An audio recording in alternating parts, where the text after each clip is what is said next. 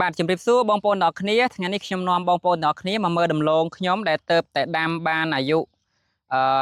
ដូចជា4ថ្ងៃ5ថ្ងៃទេក៏ប៉ុន្តែបងប្អូនអាចមើលបានបាទនេះគឺលាស់ហើយបាទនេះបាទគឺលាស់ត្រួយហើយបងប្អូនទាំងអស់គ្នាដូចបងប្អូនឃើញនេះឃើញទេគឺលាស់ត្រួយស្អាតហើយបាទលាស់ខ្ចីញញហើយបងប្អូនបាទនេះដូចបងប្អូនមើលទៅទាំងអស់គ្នាបាទនេះខ្ញុំដាក់ជូនបងប្អូនមើលបាទហើយការដាំរបស់ខ្ញុំនេះគឺខ្ញុំដាំអត់ដាក់ទឹកដំណក់ទេបងប្អូនគឺខ្ញុំដាំទឹកភ្លៀងដែលបងប្អូនយើងទូទៅដាំខែវស្សាណាបាទហើយដំឡូងនេះដែរគឺប្រភេទពូជសបាទហើយគឺលាស់មកស្អាតហើយបាទនេះគឺល្អហើយដាំនេះគឺយើងមើលទៅតាមតូននិយមដែរគឺគេដាក់ភ្លៀងដល់ថ្ងៃទី20ឯណោះចឹងយើងដាំហ្នឹងល្បាក់ជាថ្ងៃទីម៉ាននេះដូចជា12ក៏14នេះចាំមើលនៅក្នុងវីដេអូមុនដែលខ្ញុំបានថតទុកដែរហើយសូមបងប្អូនជួយ share ម្នាក់មួយផងខ្ញុំនឹងវីដេអូដីនេះខ្ញុំនឹងធ្វើនឹងការបាញ់ថ្នាំការប្រើប្រាស់ជីថ្នាំនៅលើដំឡូងជ្រៀននេះខ្ញុំនឹងថតជូនបងប្អូនមើលឲ្យបានតាំងពីដើមចង់ជាប់មាត់តាំងពីដើមរហូតដល់ប្រមូលផលផងដែរបាទអញ្ចឹងបងប្អូនកុំភ្លេចជួយ share ម្នាក់មួយផងហើយខ្ញុំដាំនេះគឺខ្ញុំបាញ់ថ្នាំម្ដងហើយគ្រាន់តែខ្ញុំដាំភ្លាមបងប្អូនយើងអ្នកដាំគាត់ឡើងចេញទៅផ្ទះគឺខ្ញុំបានបាញ់ថ្នាំម្ដងរួចហើយអញ្ចឹងហើយបានដំឡូងរបស់យើងនៅពេលដែលដុះមកគឺវាដុះល្អហ្មងវាអត់មានសត្វល្អិតរំខានទេដោយសារតែយើងដាំរួចយើងបានបាញ់ថ្នាំបាទហើយដូចបងប្អូនមើលអញ្ចឹងគឺផ្ទៃដីនេះចំនួនស្មើនឹង1ហិកតាបាទឥឡូវខ្ញុំដាក់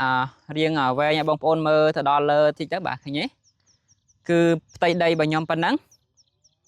ហើយការដាំរបស់ខ្ញុំដោយបងប្អូនឃើញហើយគឺ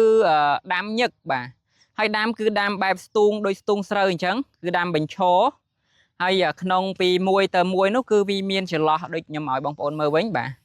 គឺមានចន្លោះពីមួយទៅមួយគឺមួយចង្អាមបាទអត់ដល់មួយចង្អាមវាស្ទើរបើយើងវាស់រៀងមិនថឹងដៃវាដល់មួយចង្អាមទេអញ្ចឹងហើយវាមានន័យថាក្នុងមួយដើមវា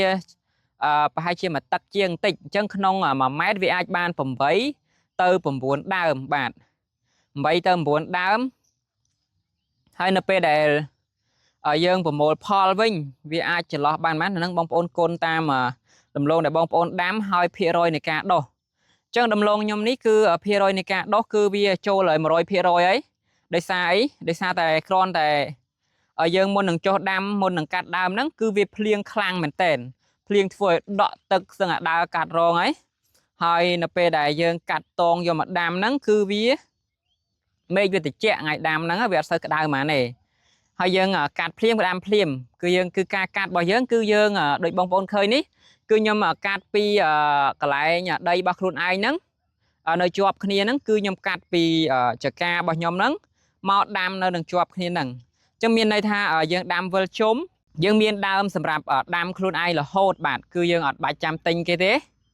ហើយក្នុងការចំណាយក៏យើងចំណាយរៀងតិចដែរដោយសារអីដោយសារតែយើងបានមានពូជរបស់ខ្លួនឯងបាទអញ្ចឹង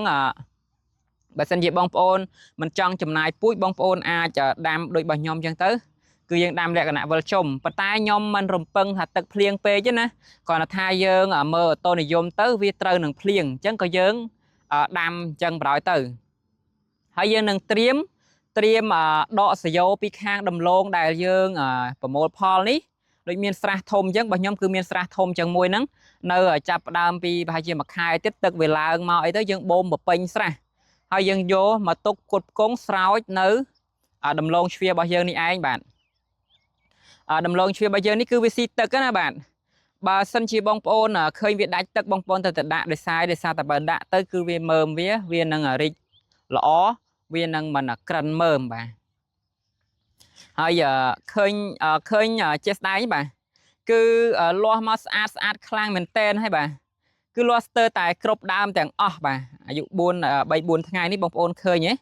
បាទគឺលាស់មកហើយបាទគឺលាស់ស្អាតមែនតែនបាទនេះឃើញទេបងប្អូន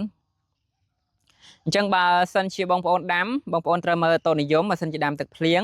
ក៏ប៉ុន្តែខ្ញុំមិនសូវជាណែនាំឲ្យបងប្អូនដាំប្រភេទទឹកភ្លៀងនេះហ្មងទេដោយសារតែហានិភ័យខ្ពស់ហ៎បាទហានិភ័យយ៉ាងម៉េច cứ về krưng phong ấy phong chẳng tới về bà